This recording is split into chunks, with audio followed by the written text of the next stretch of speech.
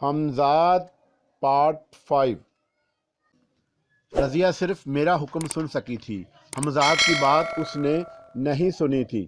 तुमने मुझे बड़े अजीब हालात से दो चार कर दिया है। यकीन करो कि अब मेरे करीबी अजीज भी मुझसे खौफ ज़दा रहने लगे हैं। आज दिन भर कोई मेरे करीब नहीं आया। वो नामालूम मुझे क्या समझते हैं। रज़िया मेरे सीने से लगी हुई बोली, ऐसा होना कुदरती चीज़ है। तुमने पुलिस के सामने जो बयानात दिए, फिर उससे पहले तुमने कत्ल किया। सबसे तअज्जुब खेज बात ये कि तुम बाइज्जत बरी कर दी गई। इन हालात में लोग सब कुछ सोचने पर मजबूर हैं कि तुम्हारे साथ यकीनन कुछ पुरअसरार और नादीदा कुव्वतें हैं जिन्हें समझना उनके बस की बात नहीं। और तुम खुद भी तो कितनी पुरस्कार हो। हर बार तुम्हारा कुर्ब एक नया पर्दा उठाता है। रज़िया मेरी बात सुनकर शर्मा गई। लालटेन की मदम रोशनी में मैंने देखा कि उसका चेहरा सुर्ख हो गया था। अब रज़िया 3 दिन पहले वाली रज़िया ना रही थी। इन 3 ही दिनों में उसने हैरत अंगेज तौर पर खुद को संभाल लिया था। मैं सुबह होने से कुछ देर पहले ही उठ गया। मैंने रज़िया को आखिरी बार गले लगाया और बहुत जल्द लौटने का वादा करके उससे रुखसत हो गया। मैंने देखा कि आंसुओं के बोझ से उसकी पलकें बोझल थी। मैं खिड़की ही के रास्ते नीचे बाग में उतर गया। मेरे हुक्म के मुताबिक खिड़की के नीचे एक तरफ 2 बाल्टियां पानी से लबालब भरी हुई थी। मैंने उन्हें उठाकर अंदर घने दरख्तों के दरमियान ले गया, कपड़े उतारे और जल्दी जल्दी गुस्से से फारिग होकर मैंने हमजाद को तलब किया। जब मेरी नज़र सामने रज़िया के कमरे की खिड़की पर पड़ी तो देखा कि वो अभी तक खिड़की में खड़ी थी, लेकिन मैंने दोबारा उससे मिलना मुनासिब नहीं समझा और चुपचाप हमजाद को साथ लेकर वीरान खानका की तरफ रवाना हो गया। रात भर की थकन के बाद मेरा सोना बहुत ज़रूरी था और खानका से बेहतर पनाहगाह कहाँ और हो सकती थी। मैंने खानका में पहुंचते ही बिस्तर पर गिर गया और बहुत जल्द बेखबर सो गया। मेरी आंख खुली तो शाम करीब थी। मैं जल्दी जल्दी हाथ मुंह धोकर फारग हुआ और हमजाद को तलब किया। हुक्म, उसने कहा, मैं चाहता हूं कि रात होने से पहले हम मीरठ पहुंच जाएं। तुम्हारा क्या ख्याल है? मैंने हमजाद से पूछा। जैसा आपका हुक्म, लेकिन आप किस तरह चलना पसंद करेंगे? मेरा मतलब ये है कि अगर आप चाहें तो सफ़र की तवालत को कम किया जा सकता है। मैं तुम्हारा मतलब नहीं समझा। मैंने कहा, मैं आपको सिर्फ चंद लम्हों में वहां तक पहुंचा सकता हूं, मगर इसके लिए ज़रूरी है कि आप होश में ना हों। हमजाद ने कहा, मुझे क्या एतराज़ है? रहा बेहोश का होने का मसला तो ये तो तुम जानो। तुमने इसे ज़रूरी कहा है तो यकीनन कोई बात होगी। ऐसा इसलिए ज़रूरी है कि आपके हवास पर कोई गलत असर ना पड़े। एक मर्तबा मैं देख चुका हूँ कि ज़्यादा ऊंची परवाज़ आपके लिए नाकाबिले बर्दाश्त है। हमजाद बोला, वो शहर मेरे लिए कतई अजनबी है। मुझे कदम कदम पर तुम्हारी रहनुमाई की ज़रूरत होगी। इसलिए मैं तुम्हें इजाज़त देता हूँ कि तुम बगैर तलब किए भी उस वक़्त तक मेरे साथ रह सकते हो जब तक मैं तुम्हें मना ना करूँ। बेहतर है।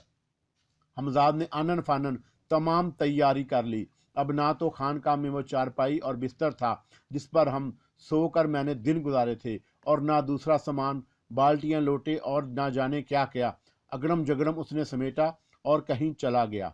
चंद लम्हों बाद जब वो लौटा तो मैंने पूछा, वो सारा सामान कहाँ फेंक दिया है? जिन गरीबों का था उन्हें वापस कर आया। अच्छा, अब चलते हैं। ये कहकर उसने अपना हाथ मेरी आंखों पर रख दिया। मेरा जहन तारीक होता चला गया। जब मैं दोबारा होश आया तो मैंने खुद को एक कुएं की आड़ में लेटा हुआ पाया। ये जगह मेरे लिए अजनबी थी। शायद ये कोई गांव था। दूर दूर तक अंधेरा और सन्नाटा था। मैंने हमजाद को अपने ऊपर झुका हुआ महसूस किया। वो मुझे होश में आता देख रहा था। आप खिलाफे तवक्को बहुत देर बेहोश रहे। ये मेरठ का ही एक करीबी गांव है। मैंने सोचा था कि यहाँ तक पहुंचकर आपको होश में ले आऊंगा, मगर आपकी बेहोशी तवील हो गई। गालिबन अभी तक आप पूरी तरह सेहतमंद नहीं हुए। मेरा मशवरा है कि आप लड़कियों से गुरेज करें।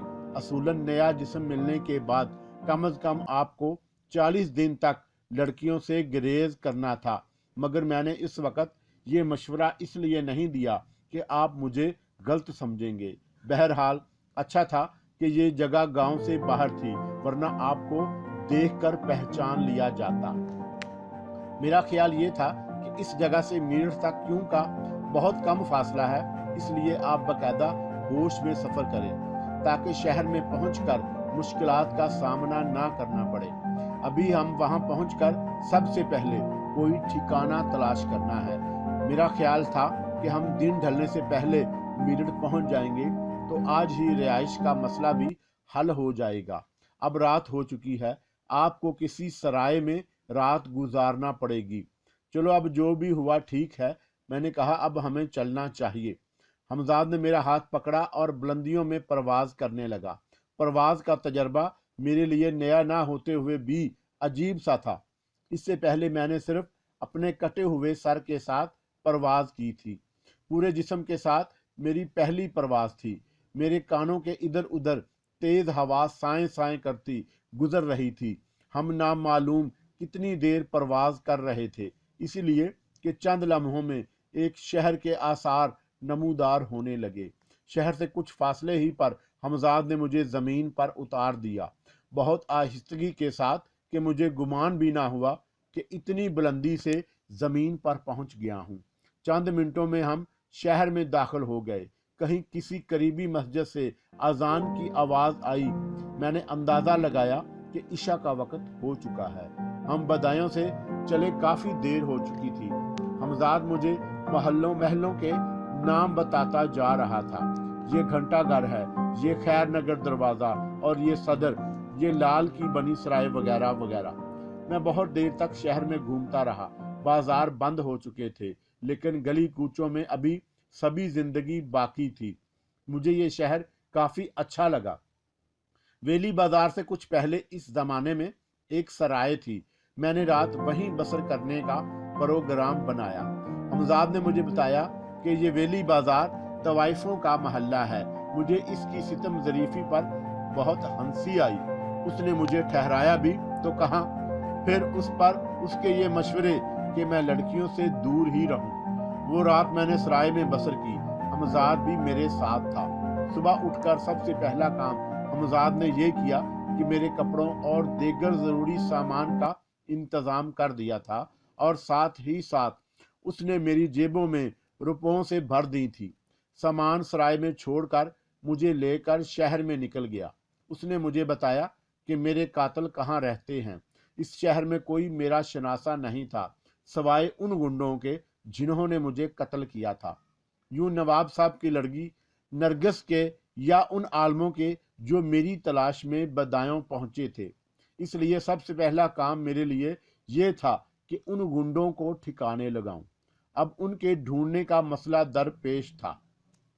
حمزاد قدم قدم پر میری رہنمائی کر رہا تھا۔ ہمیں اب چلتے چلتے دوپہر ہو گئی تھی۔ اس وقت صدر کے علاقے میں تھے، وہیں ایک بوسیدہ سے ہوٹل میں نے کھانا کھایا۔ حمزاد نے مجھے بتایا کہ نواب صاحب کا قیام بیگم پل میں ہے۔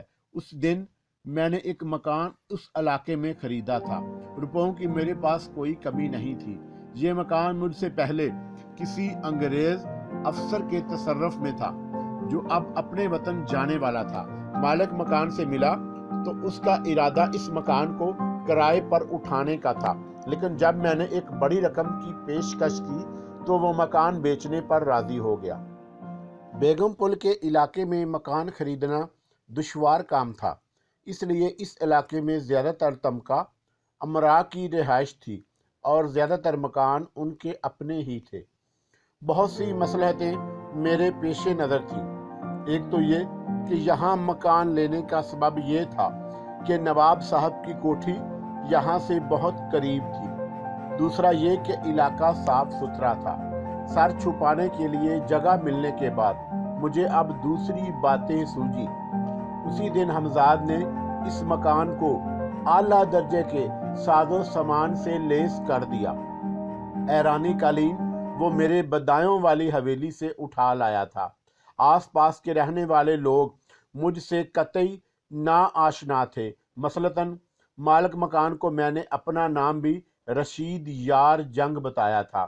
اس پر میرا یہی تاثر قائم ہوا تھا کہ میرا تعلق بھی زابین کے خاندان سے ہے۔ मेरे घर के ठाट अब किसी नवाब की हवेली से कम नहीं थे। इन सब हंगामों में रात हो गई। मगरब की अजान के बाद मैंने हमजाद से कहा, किबला नवाब साहब की तो कुछ खबर लो, वो कैसे हैं? मेरे लहजे से हमजाद समझ गया कि मेरा क्या मतलब है। हमजाद के जाने के बाद मैंने उसका तसव्वुर किया। मैंने देखा कि वो एक हवेली में दाखिल हो रहा है। उसी के साथ साथ मैं अपने तसव्वुर को महमीज देता रहा। ये बड़ा दालान था। ये हवेली किसी भी तरह मेरे मकान की सज धज से कम ना थी। हमजाद एक बड़े कमरे में दाखिल हुआ। कमरे में दबीज कालीन बिछे हुए थे। दाएं तरफ एक बड़ी सी चौकी पड़ी थी और उसके करीब एक बड़ी मेज के गिर्द कुछ कुर्सियां रखी हुई थी, जिनमें से एक पर कोई ज़ईफ शख्स बैठा शराब पीने में मसरूफ था। ज़ईफ शख्स के साथ उस नौजवान को देखकर मेरे जहन में अजीब से ख्यालात आए। ये दोनों चेहरे मेरे लिए अजनबी थे। मैंने देखा कि हमजाद ज़ईफ शख्स को और नौजवान की कुर्सियों के बीचों बीच खड़ा है। मैंने हमजाद को मुखातब किया, ये कौन लोग हैं और तुम कहाँ हो? मैंने तुम्हें नवाब साहब की खबर लेने के लिए भेजा था।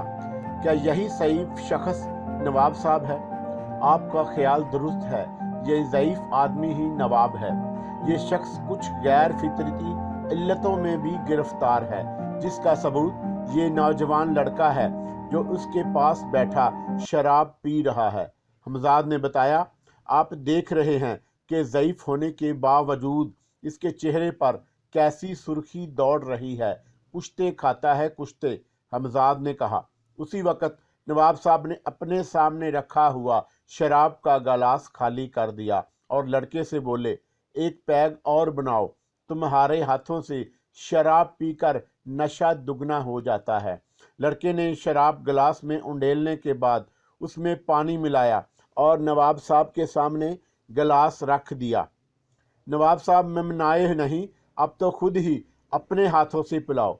लड़के ने गिलास उठाया और दूसरे ही लम्हे सारी की सारी शराब नवाब साहब के मुंह पर फेंक दी। नवाब साहब का चेहरा शराब से भीग गया और कपड़े भी खराब हो गए। ये सब कुछ इतनी जल्दी हुआ कि नवाब साहब कुछ समझ ही ना पाए। एकदम उनका चेहरा गुस्से से लाल हो गया और वो कुर्सी छोड़कर उठ खड़े हुए। बदतमीज गुस्ताख, तेरी ये मजाल!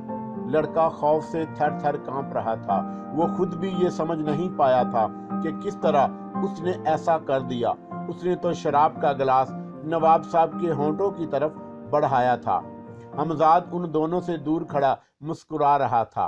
दरअसल ये हरकत उसी की थी। जैसे ही लड़के ने गिलास नवाब साहब के चेहरे के करीब किया था, हमजाद ने उसका हाथ पकड़कर सारी शराब नवाब साहब के चेहरे पर फेंक दी थी और नवाब साहब ये समझे थे कि ये गुस्ताखी लड़के ने की है।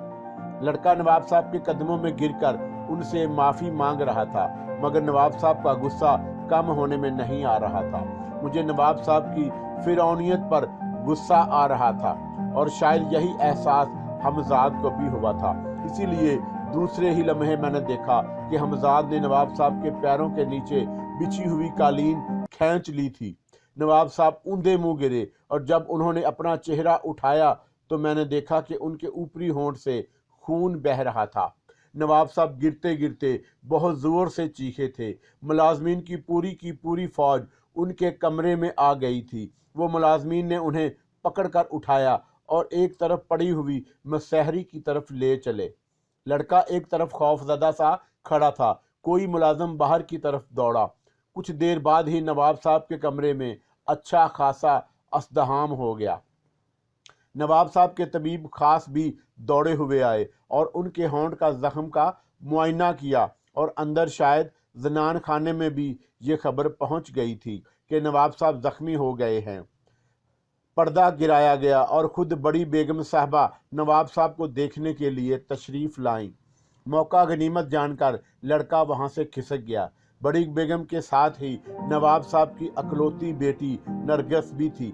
नरगस को एक तवील अरसे के बाद देखकर मुझे बहुत खुशी हुई और वो अब पहले से भी ज़्यादा भरपूर होती जा रही थी। اسے دیکھ کر میرا دوران خون تیز ہو گیا اور اس کے ساتھ گزرے ہوئے حسین لمحات یاد آنے لگے۔ اس کے ساتھ میرے تصور کا سلسلہ منتقل ہو گیا۔ میں نے کچھ دیر بعد حمزاد کو طلب کیا اور اس سے نواب صاحب کے گنڈوں کے بارے میں دریافت کیا۔ اگر آپ حکم کریں تو آج رات ان سبھی کو ٹھکانے لگا دوں۔ حمزاد نے کہا، نہیں، میں انہیں تڑپا تڑپا کر اور خوف زدہ کر کے مارنا چاہتا ہوں۔ آج کی رات ان میں سے 2 کے لیے آخری ہوگی، تاکہ کل جب وہ مردہ پائے جائیں تو بقیہ کو اپنے بارے میں فکر ہو، اور میں چاہتا ہوں کہ اس وقت خود بھی میں بھی وہاں موجود رہوں۔ تو پھر چلیے، حمزاد بولا۔ حمزاد مجھے وہاں سے ویلی بازار کے ایک تاڑی خانے میں لے گیا، جو ایک عمارت کے نچلے حصے میں بنا ہوا تھا، وہ بھی زمین کی سطح سے کافی نیچے۔ وہاں موجود لوگوں کے سامنے مٹی کے گلٹروں میں تاڑی رکھی ہوئی تھی۔ وہاں نہ کوئی میز تھی نہ کرسی، بلکہ لوگ زمین پر لکڑی کی کندیوں پر بیٹھے تھے۔ کندیاں دور دور تک فرش پر بکھری پڑی تھی۔ ایک خالی کندی پر میں بھی بیٹھ گیا۔ حمزاد نے ایک شخص کی طرف اشارہ کیا، وہ میرے دائیں طرف بیٹھ گیا۔ اس کے سامنے تاڑی کی بوتل اور انجورے کے علاوہ ایک پتے پر ابلے ہوئے چنے بھی رکھے ہوئے تھے۔ وہ آہستہ آہستہ تاڑی کی چسکیاں لے رہا تھا۔ میں نے بہت آہستہ آواز میں کہا کہ یہ تم مجھے کہاں لے آئے ہو؟ آپ کے شکار کے پاس، حمزاد نے جواب دیا۔ لیکن میں یہاں اسے کیسے ماروں گا؟ میری سرگوشیاں جاری تھیں۔ آپ کو کچھ کرنے کی ضرورت نہیں، آپ تو بس دیکھتے رہیں کہ وہ کس طرح کرتا ہے، حمزاد بولا۔ میں اس کی بات سن کر خاموش ہو گیا اور میلا کچیلا سا لڑکا مجھ تک آ گیا۔ کہو بابو، کتنا لاؤں؟ میں نے اسے ٹالنے کے لیے 1 بوتل کہہ دیا۔ وہ میرا آرڈر لے کر سامنے بنے ہوئے کاؤنٹر کی طرف چلا گیا، جسے کاؤنٹر کہنا بھی بس محال ہی تھا، اس لیے کہ لکڑی کی گھڑونچی پر 3-4 بڑے بڑے مٹکے رکھے ہوئے تھے، جن میں ٹوٹیاں فٹ کر دی گئی تھیں۔ ان مٹکوں کے سامنے بڑی بڑی مونچھوں والا ایک بڑا شخص کھڑا تھا، جو ان مٹکوں میں سے تاڑی سامنے پڑی ہوئی خالی بوتلوں میں بھر رہا تھا، اور کئی میلے کچیلے لڑکے بوتلیں گاہکوں کو سپلائی کر رہے تھے۔ جس شخص کی طرف حمزاد نے اشارہ کیا تھا، اس کا چہرہ مجھے قطعی یاد نہیں آیا۔ دراصل اس رات جن حالات میں مجھے قتل کیا گیا تھا، اس میں مجھے اتنی مہلت ہی نہیں ملی تھی کہ میں اپنے قاتلوں کے چہرے ٹھیک طرح شناخت کر سکتا۔ اس وقت تو مجھے اپنی زندگی بچانے کی فکر تھی۔ اگر حمزاد اپنی پرسرار قوتوں کے ذریعے ان کا پتہ نہ لگا لیتا تو میں ہمیشہ ان سے لا علم رہتا۔ وہ شخص مجھ سے کچھ فاصلے پر ہی اطمینان سے تاڑی پینے میں مصروف تھا۔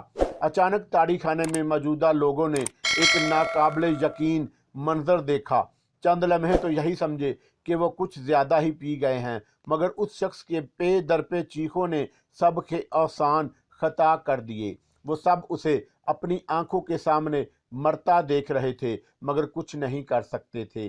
واقعہ یہ تھا کہ اس شخص کے قریب رکھی ہوئی لکڑی کی کندی خود بخود اپنی جگہ سے اٹھی اور زور سے اس کے سر سے ٹکرائی۔ وہ شخص چیخ مار کر اوندا گرا، اور اس سے پہلے کہ وہ اٹھتا، کندی پھر فضا میں بلند ہوئی اور اس کے سر کے پچھلے حصے پر پڑی۔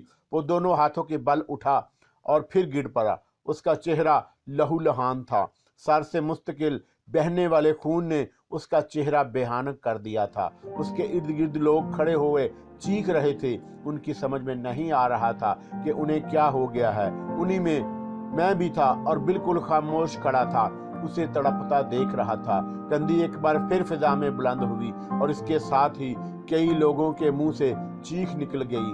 کندی اب تیزی سے نیچے آ رہی تھی۔ زمین پر پڑا ہوا شخص ابھی تک اپنے ہوش میں تھا۔ اس نے چیخ کر اپنے دونوں ہاتھ اوپر کر دیے، مگر وہ کندی کی ضرب سے نہ بچ سکا۔ اس مرتبہ کندی کی ضرب نے اس کے چہرے کا بھرتا بنا دیا تھا۔ پھر تو جیسے اس کے چہرے پر کندی کی ضربوں کی بارش ہو گئی۔ پے در پے ضربوں نے اسے بے ہوش کر دیا، مگر اس کی بے ہوشی سے اسے آنے والی موت سے نہ بچا سکی۔ چند لمحوں بعد اس کے سر کا بھیجا تاڑی خانے کے فرش پر پڑا تھا۔ لوگ یہ پرسرار قتل دیکھ کر اپنے ہوش و حواس پر قابو نہ پا سکے اور چیختے ہوئے تاڑی خانے سے بھاگنے لگے۔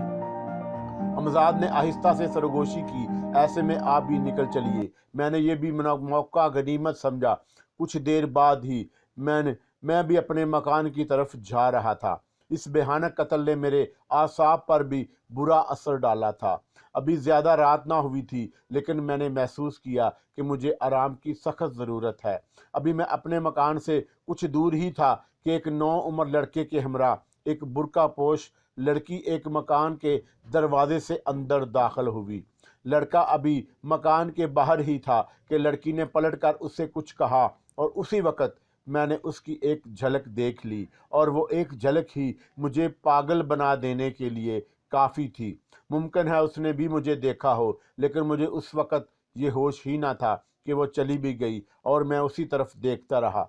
मकान का दरवाज़ा बंद हो गया, मगर मैं अभी भी बीच सड़क खड़ा था। हमजाद इस वक्त भी मेरे साथ था। उसने मेरी ये हालत देखी तो बोला, जानते हैं ये कौन है? मैं एकदम चौंका। क्या तुम इससे वाकिफ हो? अभी अभी आपकी ये हालत देखकर मालूम किया है। इसका नाम मैं पारा है, और ये नवाब साहब की तबीब खास अरशाद साहब की लड़की है। क्या मैं उछल पड़ा। तबीब खास की लड़की? तो फिर मज़ा ही आ गया। मुझे क्या खबर थी कि जालिम ने अपने घर में ऐसे हीरे छुपा रखे हैं। अब चलेंगे भी या रात होने का यही इंतज़ार करेंगे? हमजाद ने मुझे छेड़ा। वो मेरी दिल्ली कैफियत से आगाह हो चुका था। ये मैं ही जानता था कि मैंने रात का किस बेचैनी से इंतज़ार किया। जब हर तरफ सन्नाटा छा गया तो मैंने हमजाद को तलब किया। अब तो बहुत देर हो चुकी है, वो सो चुकी होगी, उठा लाओ। सब्र कीजिए, अभी तबीब खास जाग रहा है। वो नवाब के लिए कोई दवा बनाने में मसरूफ़ है, और मैं पारा का कमरा उसके करीब है। हमजाद ने मुझे आगाह किया, जैसे ही उसने अपना काम ख़त्म किया मैं यहाँ से रवाना हो जाऊँगा। कुछ देर और इंतज़ार कर लीजिए। मैं बेचैनी से कमरे में टहलने लगा। कुछ देर बाद हमजाद ने मुझे बताया कि वो माँ पारा को लेने जा रहा है। मेरा दिल ज़ोर ज़ोर से धड़क रहा था। चंद ही लम्हों बाद उसने मेरे बिस्तर पर उस सरापा क़यामत को ला के लिटा दिया। ना जाने वो लड़कियों को कितनी आहिस्तगी से उठा कर लाता था, मगर खिलाफ़े मामूल उनकी आँख हमेशा मेरे पास ही आकर खुलती थी। मैं बिस्तर की तरफ बढ़ा, लेकिन खिलाफ़े मामूल आज पहली मर्तबा ऐसा हुआ कि मैं जैसे ही बिस्तर की तरफ बढ़ा, एकदम वो लड़की बिस्तर से उठकर बैठ गई। वो अपनी बड़ी बड़ी हरनी जैसी आंखों से मुझे देख रही थी। उसकी आंखों में एक अजीब सा सहर था।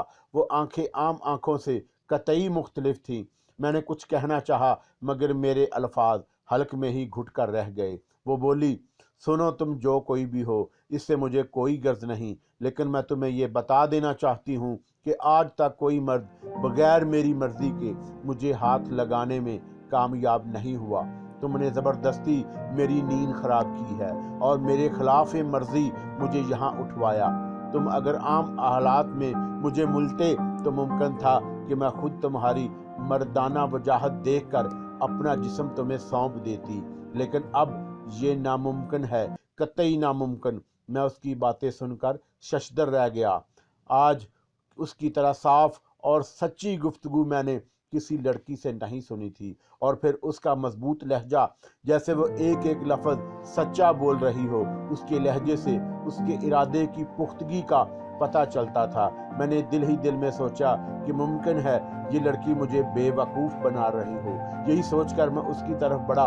वो मुझे अपनी तरफ आता देखकर हाथ उठाकर बोली, मैं कहती हूँ रुक जाओ, जो शोबदे तुम जानते हो उनसे मैं भी वाकिफ हूँ। फिर जब मैं ना रुका तो उसने कहा, ठीक है, आओ मेरे करीब आओ, तुम्हें खुद मेरी कुव्वत का अंदाज़ा हो जाएगा। हाँ उल्लू, पकड़ो मेरा हाथ। अब मुझे भी उसकी इस देदा दिलेरी पर गुस्सा आ गया, और मैंने आगे बढ़ते हुए हाथ अपनी तरफ खींचना चाहा, लेकिन जैसे ही मेरा हाथ उसके हाथ से मिस हुआ, मुझे बहुत ज़ोर का झटका लगा, जैसे मैंने बिजली के किसी नंगे तार को छीन लिया हो। वो मुझे ज़मीन पर गिरता देखकर ज़ोर से हंसी। बस ख़त्म हो गई मर्दानगी, मैं जा रही हूँ, अगर रोक सकते हो तो रोक लो, ये कहकर वो दरवाजे की तरफ बढ़ी, और उसी वक़्त मैं ज़ोर से चीखा, हमजाद। मेरे चीखते ही हमजाद फ़ौरन हाज़िर हो गया। इस वक़्त तक मैं पारा मेरे कमरे का दरवाज़ा अबूर नहीं कर पाई थी। उसे देखते ही मैंने तकरीबन चीखते हुए हुक्म दिया, इस लड़की को बताओ मैं कौन हूँ, ये यहाँ से निकल कर ना जाने पाए। मेरा हुक्म सुनते ही हमजाद उसकी तरफ बढ़ा और अभी वो उसके करीब ही पहुंचा था कि अचानक मैं पारा मुड़ी। मुझे महसूस हुआ जैसे उसे हमजाद की मौजूदगी का और अपनी तरफ बढ़ने का एहसास हो गया हो। हालांकि मेरे इल्म में यह था कि हमजाद को देखने का कोई अहल नहीं। कहने को तो वह सिर्फ चंद लम्हे थे, मगर वो चंद लम्हे कभी नहीं भूल सकता। उसकी एक एक तफसील मुझे आज तक याद है। जैसे ही मैं पारा हमजाद की तरफ मुड़ी, मैंने देखा कि हमजाद के बढ़ते हुए कदम एकदम रुक गए और उसी लम्हे मैंने मैं पारा की आंखों में एक चमक सी महसूस की। मैं उस वक़्त उसकी आंखों ही की तरफ देख रहा था। मेरी आंखों के सामने अंधेरा सा छा गया। मेरी कैफियत इस वक़्त बिल्कुल ऐसी थी जैसे मैंने सूरज की तरफ देख लिया हो। मैं पारा की आंखों में ऐसी ही तेज चमक थी। कुछ देर के लिए मेरी बसारत नाकारा हो गई और जब मैं दोबारा कुछ देखने के काबिल हुआ तो कमरे में कोई नहीं था। न वहाँ हमजाद था और न मैं पारा। मुझे कुछ देर पहले के गुजरे हुए वाकयात एक ख्वाब की तरह महसूस हुए। क्या ये मुमकिन है कि वो हमजाद की दस्तरस से भी बाहर हो? मेरे जहन में बार बार यही सवाल गूंज रहा था। इससे पहले तो कभी ऐसा नहीं हुआ। आखिर उस लड़की में कौन सी ऐसी पुरस्रार कुव्वत थी जिसने मुझे पीछे धकेल दिया? मैं सोच रहा था और फिर उसके साथ ही हमजाद की तरफ से भी फिक्रमंद था। मैं अभी सोच ही रहा था कि उसे तलब करूं कि वो खुद हाजिर हो गया। मैंने उसे देखते ही बेताबी से पूछा, क्यों, क्या वो निकल गई? हाँ, हमजाद ने बुझे बुझे से लहजे में कहा। मगर क्यों, कैसे, ये किस तरह हो सकता है? क्या तुम्हारी सारी कुव्वतें उसके सामने मफलूज हो गईं? मैंने हमजाद पर सवालों की बौछार कर दी, ये जाने बगैर कि उसके पास क्या पुरस्रार कुव्वतें हैं। उस पर हाथ डालना कतई गलत है। मैं सिर्फ इतना जान सका हूँ कि उसके पास यकीनन कुछ ऐसी नाकाबिले फहम कुव्वतें हैं जिसके बल बोते पर उसने कुछ देर के लिए मुझे भी मुअत्तल कर दिया। आपने उसकी आंखों में वो तेज और पुरस्रार रोशनी देखी थी? हमजाद ने सवाल किया। हाँ, वो अजीब रोशनी देखकर ही तो मैं चंद लम्हों के लिए अपनी बसारत से महरूम हो गया था। और मैंने तुम्हें ये तो बताया ही नहीं कि मैंने जैसे ही उसका हाथ पकड़ा मुझे शदीद झटका लगा और मैं ज़मीन पर गिर गया था। मैंने हमजाद को बताया और फिर जज्बाती लहजे में बोला, उसने मेरी तौहीन की है, मैं हर कीमत पर उससे बदला लूँगा। ज़रूर, हमजाद बोला, मगर उसके लिए आपको कम अज़ कम 3 दिन तक इंतज़ार करना पड़ेगा। क्यों, आखिर क्यों? मैंने बेताबी से पूछा। इसलिए कि उसके बारे में तमाम मालूमात इकट्ठा करने के लिए मुझे मुकम्मल 3 दिन चाहिए। ये मेरे और आपके लिए बेहतर होगा। तुम अपनी गुफ्तगू से मुझे सख्त मायूस मालूम होते हो। पहले तो ऐसा कभी नहीं हुआ। मैंने कहा, तमाम बात हालात की है। इससे पहले कभी ऐसे हालात भी तो पेश नहीं आए। मैं आपसे कुछ छुपाना नहीं चाहता, इसलिए कि आपको साफ साफ बता दूं कि मैं पारा के पास कुछ ऐसी पुरस्रार कुव्वतें भी मालूम होती हैं जो मेरे या आपके पास नहीं। इसलिए आप अब हमारा हर कदम बहुत मोहतात होना चाहिए। मैं आपको मशवरा दूंगा कि इन 3 दिनों के लिए आप उसका ख्याल अपने दिल से निकाल दें। हमजाद की बातें सुनकर मुझे सख्त मायूसी हुई। मेरी इज्जत नफ्सी को मैं पारा ने जो ठेस पहुंचाई थी उसने मुझे अंदर से टुकड़े टुकड़े कर दिया था। मेरा खून खौल रहा था। आज तक मुझे जितनी लड़कियां मिली थीं, किसी ने भी मेरी मर्जी के खिलाफ कुछ नहीं किया था। अब तक किस्मत ने कदम ब कदम मेरे साथ दिया था। ये पहला मौका था कि हमजाद की मौजूदगी के बावजूद मैं बेबस हो गया और उस पर सितम ये कि मैं अपनी बेइज्जती का इंतकाम लेना भी मेरी दस्तरस से बाहर था। मेरा जहन इस वक्त सिर्फ एक गर्दान कर रहा था, इंतकाम, इंतकाम, इंतकाम। चंद लम्हों में ही उस लफ्ज़ के साथ साथ मेरे ख्यालात की रौ बहकर नवाब साहब और उसके गुंडों तक पहुंच गई। मैं अपने पुराने दुश्मनों को तो भूल ही गया था।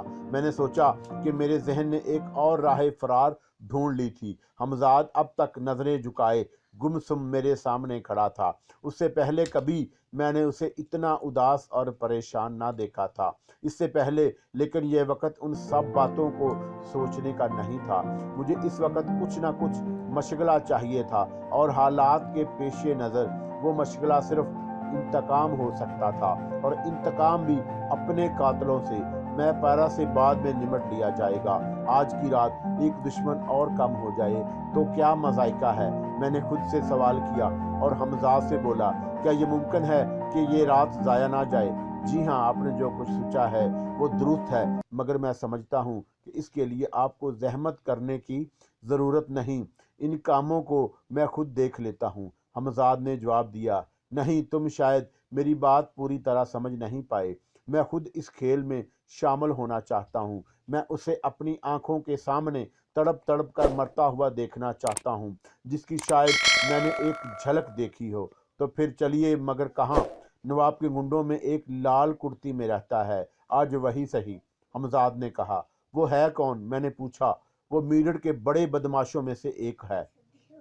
लाल कुर्ती ही उसकी कच्ची शराब की एक भट्टी है। वो इतना अय्यार और होशियार है कि तन्हा रहता है और अपने साए पर भी भरोसा नहीं करता। उसे नवाब साहब की पुश्ते पनाही हासिल है, इसलिए आज तक कानून के हाथ भी उस तक पहुंचने में कामयाब नहीं हुए।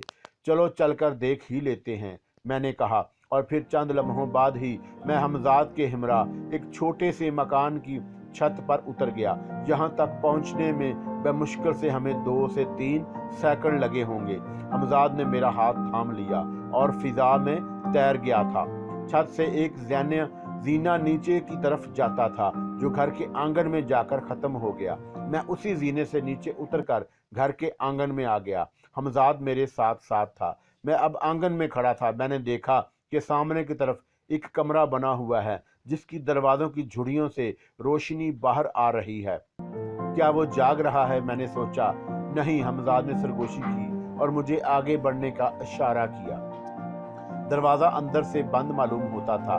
मैंने हमजाद से कहा, जी हाँ, मगर अभी खुल जाएगा। हमजाद ये कहकर मेरे देखते ही देखते उस बंद दरवाजे से गुजर कर कहीं गायब हो गया। मैं हैरान साया सब कुछ देखता रहा। मेरी आंखों ने एक नाकाबिले यकीन मंजर देखा था।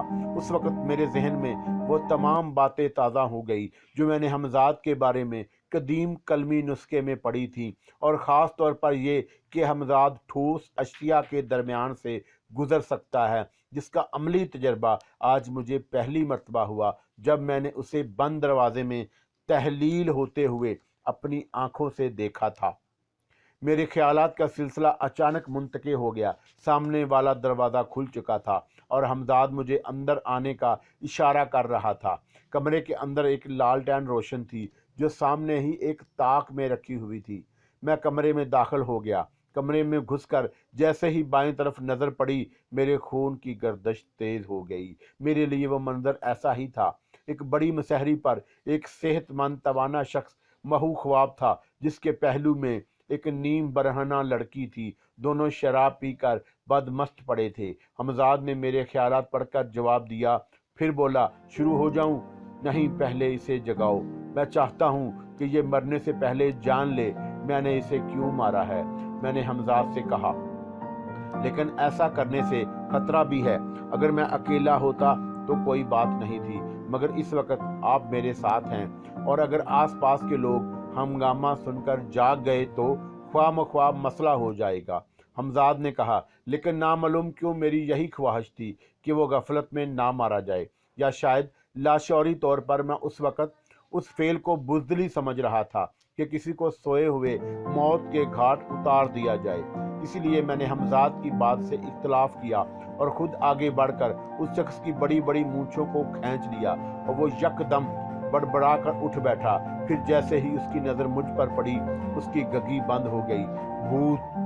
मैं समझ गया उसने मुझे पहचान लिया है। उस शख्स के चौंक कर उठने से लड़की भी एक मर्तबा कसमसा कर करवट बदली।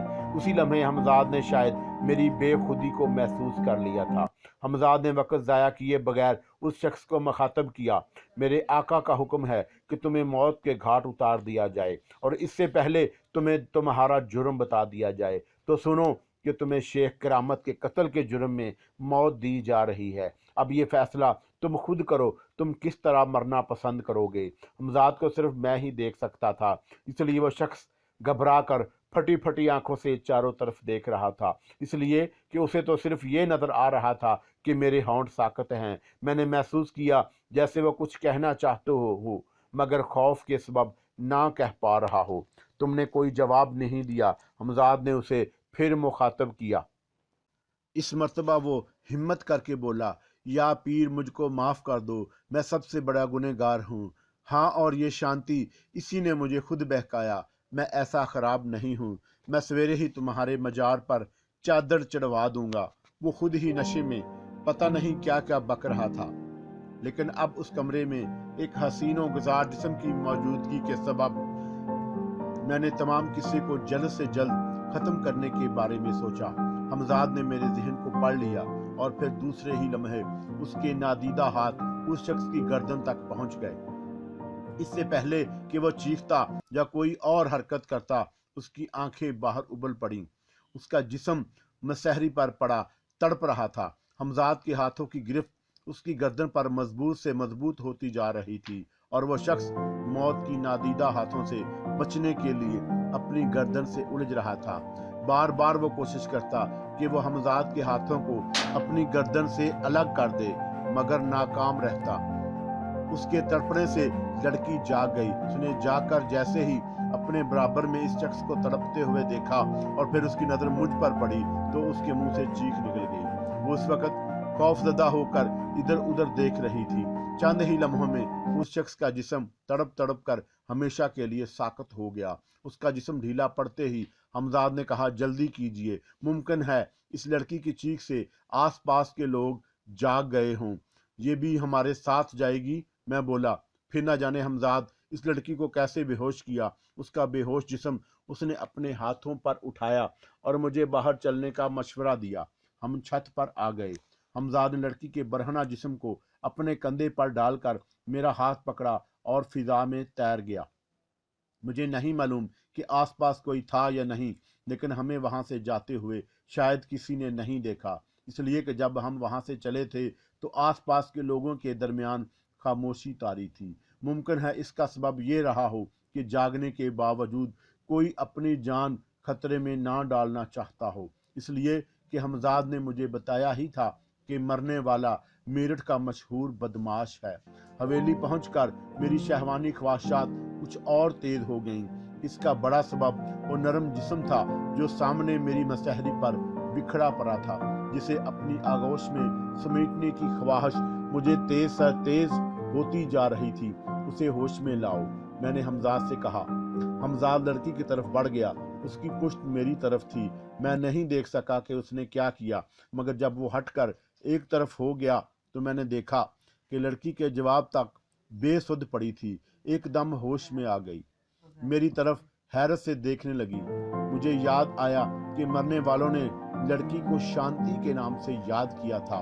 ये इतनी बेबाक और बेहया क्यों है?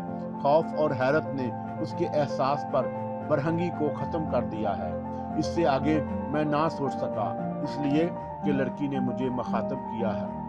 तू कौन है बाबू? मैं कहाँ हूँ? क्या तूने दिलावर को मार दिया? कैसे मर गया? मगर वो हकलाने लगी। मैंने उसकी बात का जवाब देने से पहले हमजाद को इशारे से रुखसत कर दिया और कमरा अंदर से बंद करके उसके पास मसहरी पर बैठ गया और बोला, शांति, मैं कौन हूँ और इससे तुम्हें कोई मतलब नहीं होना चाहिए, और तुम कहाँ हो जानकर भी तुम्हें कोई फायदा नहीं होगा। देखो कितनी हसीन रात है और इस रात को बेकार मत बनाओ। हाँ, मैं तुम्हें यकीन दिलाता हूँ कि सुबह होने से पहले तुम जहाँ कहोगी तुम्हें पहुंचा दिया जाएगा। इस रात के बाद तुम वह सब कुछ भूल जाओगी जो तुमने देखा है। मरने वाला जिसका नाम तुमने दिलावर बताया है अपने गुनाहों की सजा पा चुका है। इसे मैंने नहीं, उसके गुनाहों ने कत्ल किया है। तुमने देखा ही होगा कि मैं उससे कितनी दूर खड़ा था। अगर तुमने किसी को आज रात के वाक़े के बारे में कुछ बताया तो ये तुम्हारे लिए नुकसानदा हो सकता है। तुम सुबह से पहले अपने घर पहुंचा दी जाओगी और फिर अगर पुलिस या कोई और तुमसे कुछ पूछे तो तुम यही कहोगी कि तुम अपने घर पर ही थी। और ये कि मगर बाबू, शांति कुछ कहते कहते रुक गई। हाँ हाँ बोलो, क्या कहना चाहती हो? मैंने उसकी हिम्मत अफजाई की। तुमने कहा कि बाबू मैं पुलिस को बोलूं कि मैं घर पर थी, पर बाबू माँ जी को पता है कि मैं दिलावर के ठिकाने पर गई थी, और वो भी लोग जानते हैं। उसके बोलते ही एक बदबू का फबका मैंने महसूस किया और मैंने कराहत से कहा, ये तुम्हारे मुंह से बदबू कैसी आ रही है? हमने शाम दारू पिया था। वो अजीब भोलपन से बोली, जैसे शराब पीना कोई बात ही ना हो। तुम शराब पीती हो? हाँ बाबू, माँ जी भी पीती हैं, और वो तो बूढ़ी हो गई हैं, पर लत नहीं गई, शांति ने कहा। मुझे उसकी बातों और हरकतों सकनात से अंदाजा तो हो गया कि उसका ताल्लुक किस तबके से है, मगर मैंने भी अपने ख्याल को यकीन में बदलने के लिए उससे पूछा, क्या तुम वेली बाजार में रहती हो? हाँ बाबू, अब उधर ही पैदा हुआ है और होश संभाला है, अब उधर ही कारोबार करता है। अभी आपको एक बात बोलूं कि ये साला दिलावर हमको एक रात का पूरा खंताक 2 रुपया देता है। अभी ऐसा अगर हुक कहाँ मिलता। खैर, अब तुम उसे भूल जाओ, हम तुम्हें माला माल कर देंगे। तुम हमें पसंद आई हो, मगर ये शराब वराब नहीं चलेगी। मैंने उसकी नरम और चिकनी जिल्द पर हाथ फेरते हुए कहा। और ये कितनी अजीब बात थी कि मैं जो उसे शराब ना पीने की ताकीद कर रहा था, खुद इस वक्त ये सोच रहा था कि मैं कभी कभी ना कभी शराब का मज़ा ज़रूर चखूंगा। आखिर ये जालिम क्या है, क्या भला? मेरी सुनकर शांति ने कोई जवाब नहीं दिया। मैंने उसे खामोश देखकर फिर कहा, खैर ये तुम्हारा फेल है, इसे तुम जानो, ना पियो तो बेहतर है। मैं तो तुम्हें दरअसल ये बताना चाहता हूँ कि अगर तुम्हारी माँ जी या कोई और इस बात से वाकिफ है कि तुम दिलावर के पास थी, तो तुम उन्हें मना कर देना कि वो ये बात किसी से ना कहें, ताकि कल जब पुलिस को दिलावर की लाश मिले तो वो तुम्हें इस सिलसिले में ना घसीटें। समझ गई? मैंने उसकी थोड़ी पकड़कर आंखों में झांकते हुए कहा। शांति ने फौरन असबात में गर्दन हिला दी। मैं समझ गया कि वो तवाइफजादी इतनी बुर्दू हरगिज नहीं जितनी सूरत से नजर आती है। वो तमाम रात अब तक बसर की हुई सब रातों से ज्यादा हसीन गुजरी जो मैंने मुख्तलिफ खूबसूरत जिस्मों की पनाह में गुजारी थी। सुबह जब मैंने गुस्ल करने के बाद उसे रुखसत किया तो साथ साथ आइंदा रात मिलने का वादा भी उससे ले लिया। मेरा जी उससे अभी नहीं भरा था। मैंने उससे कहा, शांति, कल रात तुम्हें फिर बुला लिया जाएगा। मैंने तुमसे जो कुछ कहा है उसका ख्याल रखना। और ये कहकर मैंने अपनी जेब में हाथ डाला और जितने रुपए भी मुट्ठी में आ गए उसकी तरफ बढ़ा दिए। अभी कुछ अंधेरा है, तुम्हें बेहफाजत तुम्हारे घर पहुंचा दिया जाएगा। जब तुम्हारी दोबारा आंख खुलेगी तो तुम खुद को अपने बिस्तर पर पाओगी। उसे मेरी बातें सुनकर हैरत हो रही थी। मैंने हमजाद को इशारा किया और वो आगे बढ़ा और शांति की कंपनियों को उसने एक हाथ से दबाया। शांति का जिस्म लहरा कर गिरने ही वाला था कि हमजाद ने उसे अपने हाथों पर उठा लिया और कमरे से निकल गया। मैं जानता था कि हमजाद के लिए ये मालूम करना कोई बड़ी बात नहीं कि वेली बाजार में शांति का कोठा कौन सा है। हमजाद चंद लम्हों में वापस आ गया। उसके इल्म में था कि मैं उसका मुंतज़िर हूँ। मैं सोने से पहले उससे कुछ बात करना चाहता था और वह बात मैं पारा से मुतअल्लिक़ थी। हमजाद में एक सलाहियत और थी कि वो मेरे जज्बात पढ़ सकता था।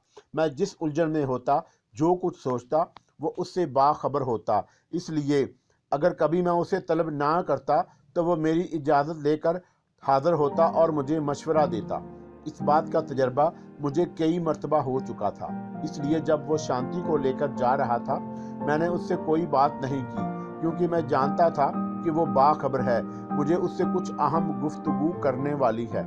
वो आते ही बोला, मैंने आपसे अर्ज़ किया था कि मैं पारा के बारे में तमाम मालूमात हासिल करने के लिए मुझे मुकम्मल 3 दिन की ज़रूरत है।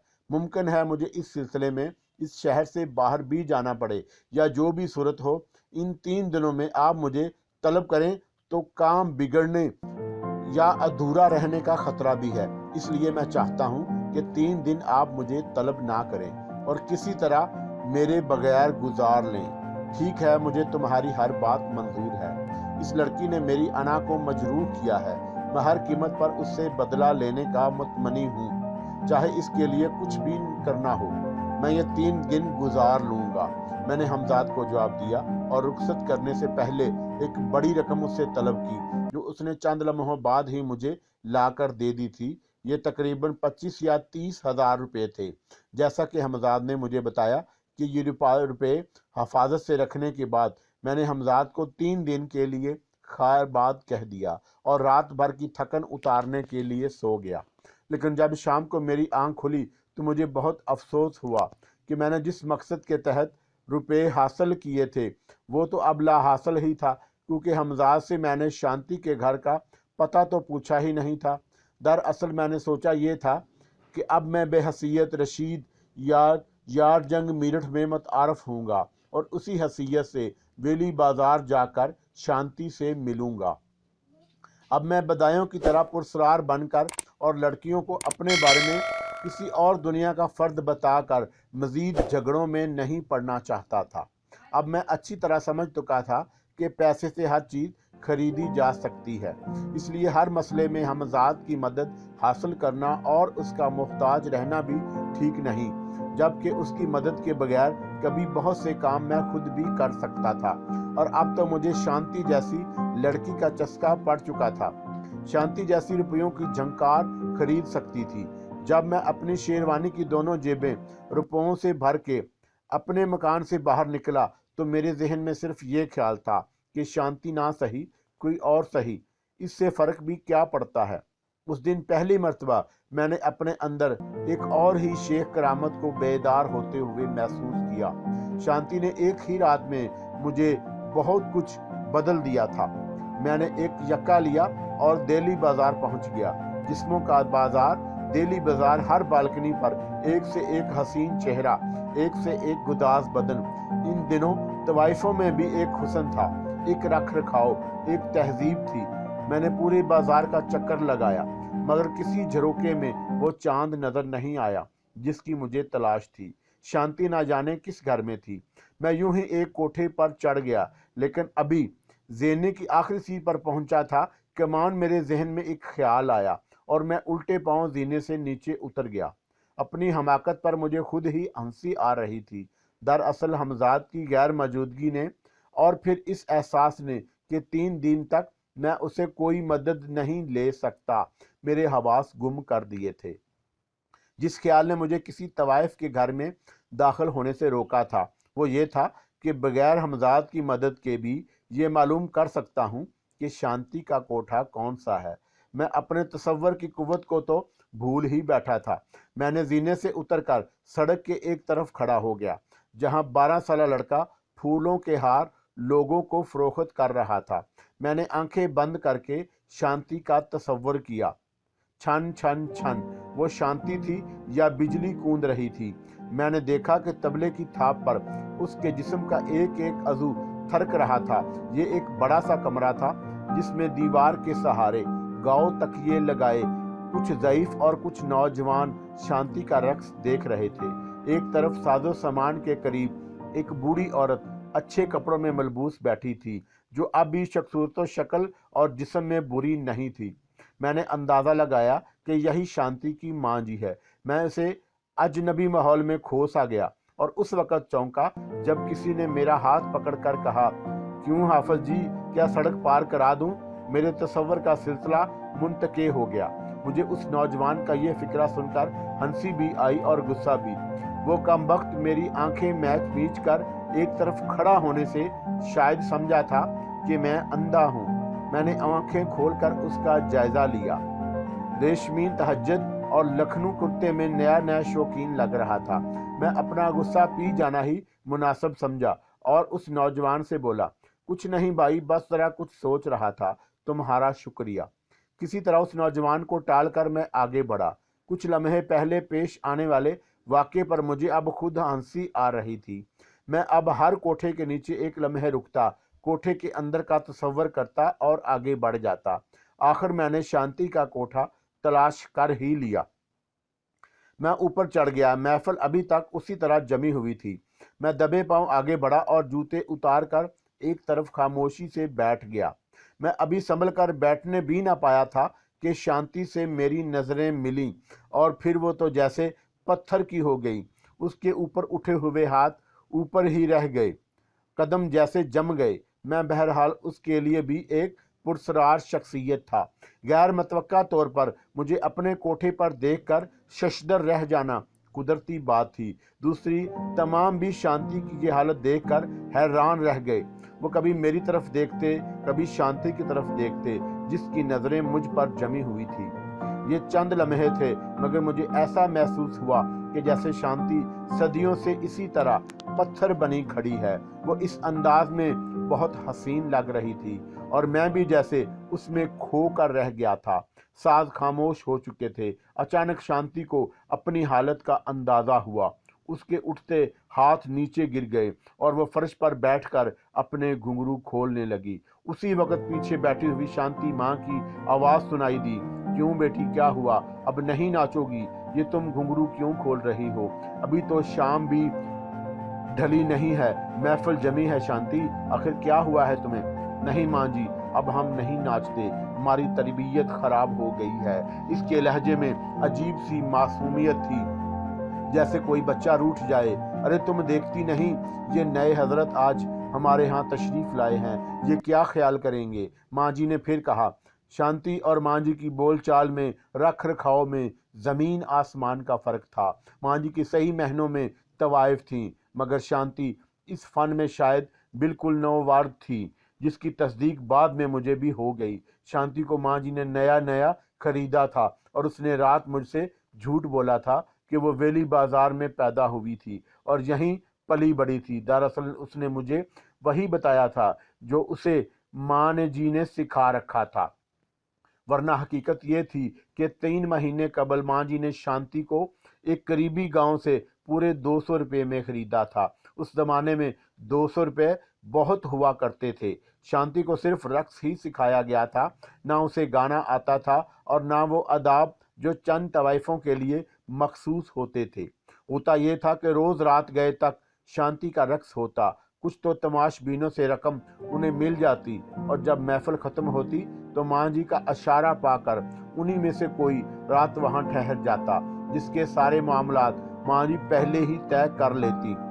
ये तमाम बातें मुझे काफी दिन में मालूम हुई। मैंने पहले उसे बता दी ताकि मेरी सरगुज़श्त सुनते हुए शांति के बारे में उलझन पैदा ना हो कि वो इस कदर उजड़ क्यों थी। हाँ, तो मैं ये कह रहा था कि शांति की माँ जी उसे रक्स जारी रखने के लिए कह रही थी, लेकिन जब शांति ने उनके कहने के बावजूद घुंघरू खोल दिए तो जवाबन उन्हें भी महफिल बर्खास्त करनी पड़ी। तमाम तमाशबीन एक एक करके उठने लगे, मगर एक ज़ईफ़ुल उमर शख्स बैठे रहे। जब माँ जी ने उन्हें बैठे हुए देखा तो उन्हें कुछ ख्याल आया और वो शांति को मुखातब करके बोली, बेटी, मिर्ज़ा साहब से मैं एक हफ्ते से शर्मिंदा हूँ, रोज़ आज कल कर रही हूँ। तुम्हें तो बस ये दिलो जान से चाहते हैं। तुम्हें याद होगा कि तुम्हारे लिए पिछले हफ्ते ये दिलावर जैसे खतरनाक आदमी से लड़ने पर आमादा हो गए थे। आज रात फिर कुछ कहते कहते माँ जी रुक गईं और उन्हें अचानक मेरी मौजूदगी का ख्याल आया और उन्होंने मेरी तरफ पलट कर कहा, माफ़ कीजिए हजूर, आज बिटिया की तबीयत कुछ नासाज है, या जिंदा सोहबत, बाकी तशरीफ़ लाते रहिए, गरीब खाना आप ही का है। मैं समझ गया कि माँ जी का मकसद क्या है। वो चाहती थी कि मैं यहाँ से चला जाऊँ और वो ज़ईफ़ुल उमर शख्स को रोक लें। ये महसूस करते हुए मुझे सख्त गुस्सा आया, लेकिन मेरे कुछ जवाब देने से पहले शांति बोल उठी, माँ जी, हम बोला ना कि हमारी तबीयत ठीक नहीं। आप मिर्जा जी को कह दो ना कल आ जावें। आप मेरे लिए सब कुछ बर्दाश्त करना मुश्किल होता जा रहा था। आखिर ये सब लोग कैसे हैं? ये क्या माहौल है जहाँ हर जज्बा इतना खोखला और एहसास इतना बेकीमत है? शांति, जिसने मुझे एक ही रात में अपना गर्विदा बना लिया था, वो मेरे ही सामने किस बेबाकी से एक दूसरे शख्स से वादा हासिल कर रही थी। मैंने कुछ और ही सोचा था, मगर यहाँ तो रंग ही मुख्तलिफ है। मैं एकदम चीख पड़ा, माँ जी, शांति सिर्फ मेरी है। आज के बाद यहाँ कोई मिर्ज़ा साहब शांति के जिस्म का सौदा करने नहीं आएगा। समझ गई? जी, क्या फरमाइया? मैं आपका मतलब नहीं समझी कि आप अपने अदा किए हुए जुमले की कीमत देने के अहल हैं। मां जी ने कहा। निहायत सस्ता और नरम लहजे में कारोबारी की बातचीत की। बोलिए, आप क्या मांगती हैं? मैंने तेज होकर कहा। आप शायद भूल रहे हैं कि ये एक रात का सौदा नहीं, आपने इससे बढ़कर बात की है। मगर ठहरिए। मां जी कुछ कहते कहते रुकी और ज़ईफ़ुल उमर शख्स से मुखातब होकर बोली, मिर्ज़ा साहब, आप तो इस बाजार की ऊंच नीच से अच्छी तरह वाकिफ हैं। आप कल किसी वक्त मुझसे अकेले में मिल लें तो क्या मज़ाइका है। मिर्ज़ा साहब पहली मर्तबा बोले। खिलाफ तवक्का उनकी आवाज़, उनका जिस्म देखते हुए काफ़ी दबंग थी। अमीना बाई, नए लौंडों के शौक़ से हम बहुत परेशान हैं। तुम तो जानती हो कि जब हम जवान थे तो हम भी इसी तरह की डींगे मारते थे, मगर इस बाजार की सीढ़ियाँ उतरते चढ़ते इतना तो तजर्बा हो गया है कि नए और पुराने पंछी में तमीज़ कर सकें। ये साजदादे शायद अपनी ज़िंदगी में पहली मर्तबा किसी कोठे पर चढ़े हैं और नहीं जानते कि यहाँ के आदाब क्या है। बहरहाल तो उन्होंने बदतमीज़ी की है, मगर तुम्हारा ख्याल करके मैं माफ़ किए देता हूँ। कल किसी वक्त दिन में आऊँगा। ये कहकर मिर्ज़ा साहब अपना बैग उठाकर चल दिए। मैं उनकी बात सुनकर खून के घोंट पीता रहा और किसी तरह ज़ब्त कर गया। हालांकि जी तो यही चाह रहा था कि उन बड़े मियाँ की अकल दुरुस्त कर दूं। ज़ब्त करने की एक वजह हमजाद की गैर मौजूदगी भी थी। मिर्ज़ा साहब के जाते ही मां जी या अमीना बाई ने साजिंदों को भी छुट्टी दे दी और अब कमरे में सिर्फ मां जी, मैं और शांति रह गए। अमीना बाई फिर मुझसे मुखातब हुई। हाँ तो हुजूर, आपने फरमाया कि शांति से अब कोई नहीं मिल सकता। बजा अरशाद, गोया इसका मतलब ये हुआ कि आप इसे अपना पाबंद करना चाहते हैं। जी, तो जो भी समझो, मैं ये बर्दाश्त नहीं कर सकता कि मेरे अलावा शांति के जिस्म को कोई हाथ लगाए, मगर शांति के नाचने पर तो कोई पाबंदी नहीं होगी। अमीना भाई ने सवाल किया। आखिर इसकी ज़रूरत क्या है? मैंने पूछा। किसी चीज़ की ज़रूरत है, किसी की नहीं। गुस्ताखी माफ़, ये हजूर से बेहतर अपने लिए हमें ज़्यादा बेहतर समझते हैं। जब तक बदन में कमान कासा कसाव है, दुनिया अपनी है। जहाँ ज़रा सी इस कसाव में कमी आई, दुनिया बदलते देर नहीं लगती। आखिर तुम्हारा मतलब क्या है? साफ साफ कहो, मैंने उकता कर कहा। शांति को आपका पाबंद करने से पहले मैं हर बात तय करना चाहती हूँ। आप माहाना क्या देंगे, और ये कि शांति को रक्स करने की इजाज़त होगी या नहीं? अमीना बाई ने कहा, तुम अगर माहाना चाहो तो माहाना, रोज़ाना चाहो तो रोज़ाना। मुझे तुम्हारी किसी बात से एतराज़ नहीं। मुझे इससे भी गर्ज नहीं कि तुम शांति को नचाओगी कि नहीं। ये सभी तुम जानो, जो चाहो करो। मेरी सिर्फ एक शर्त है जो तुम्हें बता चुका हूँ। आपकी शर्त मंजूर है, मगर अब भी रकम की बात अधूरी है। आपके जहन से निकल गई है, या ये बात पहले मैं इसलिए करना चाहती हूँ कि कहीं आप रकम सुनकर अपना फैसला बदलने पर मजबूर ना हो जाएं। मीना बाई ने मतलब पर आते हुए कहा, मैं कह चुका हूँ, जो कहोगी। 200 रुपया महीना आपको अदा करना होगा। शांतिपुरी की पूरी सिर्फ आपकी होगी और यहाँ रात भी गुजार सकते हैं, और अगर इसे साथ ले जाना चाहें तो साथ भी ले जा सकते हैं, मगर सुबह कोठे पर पहुंचा दिया करें। ये लो, जितने हैं गिन लो। खासा वक्त बर्बाद हो चुका है, अब मजीद सब्र की ताकत मुझ में नहीं। ये कहकर मैंने अपनी दोनों जेबें अमीना बाई के सामने खाली कर दी। वो रात मैंने वेली बाजार में अमीना बाई के कोठे पर शांति के साथ बसर की। सुबह जब मैं यक्का करके बेगम पुल पहुंचा और किराया अदा करने के बाद सड़क अपूर करके अपने मकान में दाखिल होना ही चाहता था कि मेरे करीब से एक बारीक शख्स गुजरा, और जैसे ही उसकी नज़र मेरे चेहरे पर पड़ी, वो इस तरह उछल पड़ा जैसे बिच्छू ने डस लिया हो। पता नहीं उसने मेरे चेहरे पर क्या देखा। मैं जब तक अपने मकान में दाखिल हो गया, मैंने महसूस किया कि वो शख्स मुझे ही देखता रहा। मुझे उसके इस तरह चौंकने पर तअज्जुब हुआ, लेकिन ज़्यादा देर तक उसके मुतल्लक सोच ना सका और ना ही कोई फैसला कर सका कि वो अजनबी शख्स मुझे देखकर क्यों हैरान हो गया। इसलिए कि मेरे असाब बुरी तरह शल थे और दिमाग पर नींद का गलबा था। मैं सो गया और उस वक़्त जागा जब कोई ज़ोर ज़ोर से दरवाज़ा पीट रहा था। मुझे इस तरह दरवाज़ा पीटे जाने पर बहुत गुस्सा आया। पता नहीं कौन बदतमीज़ है। मैं बड़बड़ाता हुआ उठा, मगर नामालूम क्यों कमरे से निकलकर सदर दरवाजे तक यहाँ आते आते मैं रुक गया। आखिर ये कौन हो सकता है? यहाँ तो कोई मुझे जानता भी नहीं। उसी लम्हे ना जाने क्या सोचकर मैंने आंखें बंद कर लीं और बाहर के दरवाजे का तसव्वुर किया। मैंने देखा कि पुलिस के चंद आदमियों के साथ वही बारिश शख्स मौजूद था। मेरे जहन में गर्दान की खतरा और ये सोचते ही मुझे वो रात याद आ गई जब मुझे कत्ल किया गया था। मैंने बगैर वक्त ज़ाया किए और ये जाने बगैर कि क्या मामला है, यहाँ से फरार हो जाने का फैसला किया।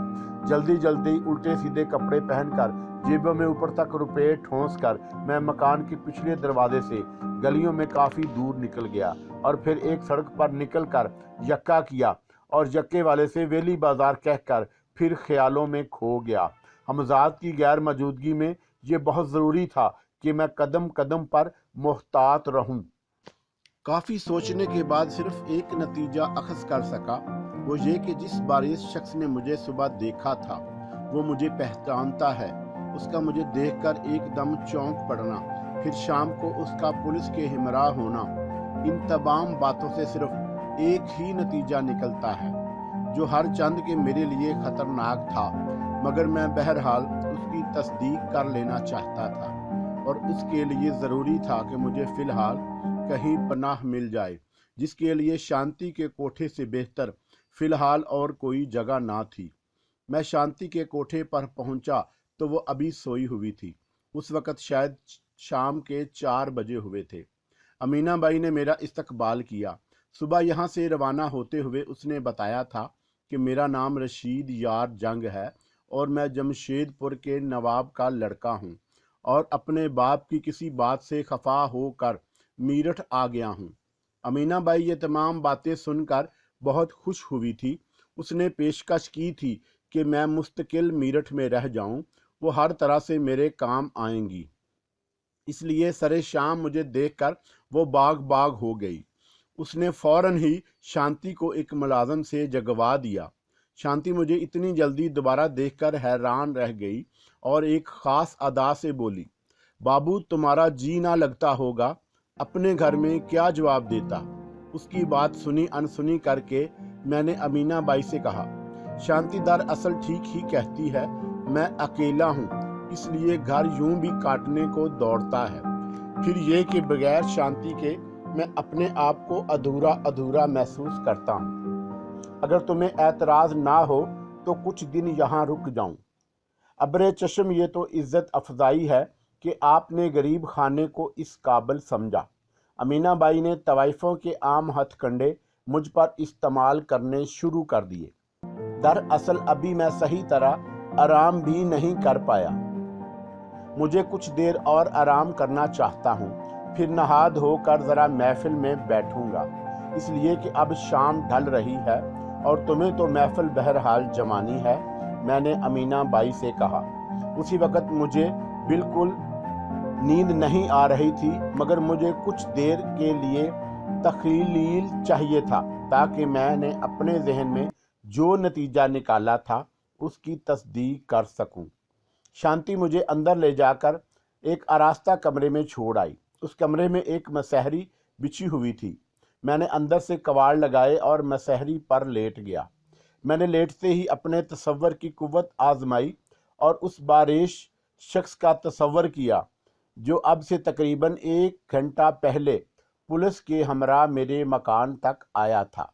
वो चेहरा मुझे नज़र आने लगा, फिर उसके साथ उसके आसपास का माहौल भी, और अब वो सब कुछ देखकर और सुन सकता था। ये जगह तो मेरी देखी बाली महसूस हो रही थी। मैंने सोचा, और ये चेहरा, ये तो वही नवाब साहब हैं। अच्छा, तो ये नवाब साहब की हवेली का मर्दाना हिस्सा है और ये कमरा वही कमरा है जिसमें एक मर्तबा हमजाद ने नवाब साहब की दुर्गत बनाई थी। मुझे सब कुछ याद आ गया। मैं देख रहा था कि मीरठ के नवाब साहब का गाँव तकिया लगाए अपनी मसहरी पर महू असराहत थे और उनके सामने बिछी हुई कुर्सियों पर 3 बारेश शख्स थे। उनमें से एक नवाब साहब के طبیب خاص تھے اور ایک چہرہ میرے لیے قطعی اجنبی تھا، اور وہ ایک وہی باریک شخص تھا جسے میں نے صبح دیکھا تھا۔ تو میرا خیال درست تھا۔ میں نے سوچا اب میں ان کے درمیان ہونے والی گفتگو بھی غور سے سنوں۔ طبیب خاص کہہ رہا تھا، نواب صاحب، فصاحت صاحب نے جو کچھ کہا وہ بڑی عجیب سی بات ہے۔ اب تک میرے علم میں ایسا کوئی واقعہ نہیں آیا۔ شیخ کرامت کو تو قتل کیا جا چکا ہے اور اس بات کو کافی عرصہ بھی ہو چکا ہے، پھر یہ کہ اس قتل کی تصدیق بھی کرائی جا چکی ہے۔ میں خود کو اس بات پر آمادہ نہیں کر پا رہا کہ یقین کر لوں کہ وہ زندہ بچ گیا یا دوبارہ زندہ ہو گیا، اور ستم یہ کہ میرٹھ آ گیا۔ یہ تو بارش شخص نے جسے فضاحت کہا گیا تھا ضبط نہ کر سکا۔ اس نے طبیب خاص کی بات کاٹتے ہوئے کہا، جناب حکیم صاحب، آپ جانتے ہیں حضور کی خدمت کرتے ہوئے ہماری یہ عمر ہو گئی، کبھی آپ نے ہماری زبان سے کذب نہ سنا ہوگا۔ بلا میں جھوٹ کیوں بولتا؟ آپ کے علم میں ہے کہ شیخ کرامت کے لیے نواب صاحب قبلہ نے جن عاملوں کو بدایوں بھیجا تھا ان میں بھی تھا۔ میں نے شیخ کرامت کو بدایوں میں اچھی طرح دیکھا تھا، میں وہ چہرہ نہیں بھول سکتا، مگر وہ غائب کہاں ہو گیا؟ میں نے اس کی اطلاع ملتے ہی فوراً انتظام مکمل کر دیا۔ یہاں کے تمام بڑے انگریز افسران اپنی مٹھی میں ہیں۔ تمام لوگوں نے دیکھا کہ فوراً شیخ کرامت کی گرفتاری کے وارنٹ ہم نے جاری کر دیے۔ اس مرتبہ نواب صاحب بولے، حضور کے لیے بہت معمولی بات ہے۔ تیسرا بارش بولا، جو اب تک چھپ بیٹھا تھا، لیکن میری معلومات کے مطابق تو یہ ہے کہ فصاحت صاحب نے جس مکان کے بارے میں کہا ہے وہاں انہوں نے شیخ کرامت کو داخل ہوتے ہوئے دیکھا ہے۔ وہ مکان کسی رشید یار جنگ نے خریدا ہے حال ہی میں، اور وہ تنہا رہتا ہے۔ سمجھ میں نہیں آتا کہ کیا معاملہ ہے۔ ویسے اگر میں بھی ایک نظر سے اسے دیکھ لوں تو تصدیق ہو جائے۔ حضور، ان کے لیے چلا کشی کرنی پڑے گی۔ آپ جائیں، یہ کوئی معمولی کام تو ہے نہیں، مگر اللہ کے کلام میں بڑی طاقت ہے، اور یقیناً معلوم ہو جائے گا وہ زندہ ہے یا نہیں۔ اگر زندہ ہے تو کہاں ہے؟ لیکن جیسا کہ میں نے عرض کیا، 40 دن کے عمل کے بعد ہی کچھ پتہ چل سکے گا۔ یہ چکر تو بہت لمبا ہو جائے گا۔ نواب صاحب کچھ سوچ کر بولے، حکیم صاحب آپ کچھ فرمائیے۔ ان سب کی گفتگو سن کر مجھے اندازہ ہو گیا کہ مجھے یہاں پہچان لیا گیا ہے، اور پہچاننے والے وہ ہی ہیں جو بدایوں میں مارنے کے لیے گئے تھے، یا نواب صاحب کے گنڈوں میں بھی میں نے پہلے نتیجہ اخذ کیا تھا جس کی تصدیق ہو گئی تھی۔ اس لیے مزید ان لوگوں کی گفتگو سننے میں وقت ضائع نہیں کیا۔ میں اب اس طرف سے تو مطمئن تھا کہ وہ 40 دن سے پہلے میرا پتہ نہیں چلا سکتے، اور یہ کہ 40 دن کس نے دیکھے ہیں۔ صرف 2 دن بعد حمزاد میرے پاس ہوگا، تو پھر ایک ایک سے نمٹ لیا جائے گا۔ میں نے فیصلہ کیا کہ اب حمزاد کے آتے ہی چن چن کر نواب کے گنڈوں اور عاملوں کو موت کے گھاٹ لگا دیا جائے گا۔ نہ رہے بانس اور نہ بجے گی بانسری۔ اگر ان لوگوں کو ٹھکانے لگا دیا جائے تو مجھے کوئی خطرہ نہیں۔ جب تک یہ لوگ زندہ ہیں میرے لیے خطرہ ہی خطرہ ہے۔ میں نے سوچا، یہ فیصلہ کر کے میرے ذہن کا بوجھ ہلکا ہوا۔ حمزاد کے بغیر میں بقیہ 2 دن بھی بہت محتاط طور پر گزارنا چاہتا تھا، اس لیے کہ جو لوگ مجھے پہچانتے تھے میرے قاتل تھے، ان سے میں بے خبر تھا۔ کیا معلوم کون آدمی نواب کا گنڈا ہے اور کون عاملوں میں سے ہے جو مجھے اچھی طرح سے جانتے ہیں۔ اس لیے میں نے فیصلہ کیا کہ ان 2 دنوں میں نہ تو میں گھر سے باہر نکلوں گا اور نہ ہی یہاں رہنے کے باوجود شانتی کے رقص کے محفل میں شریک ہوں گا۔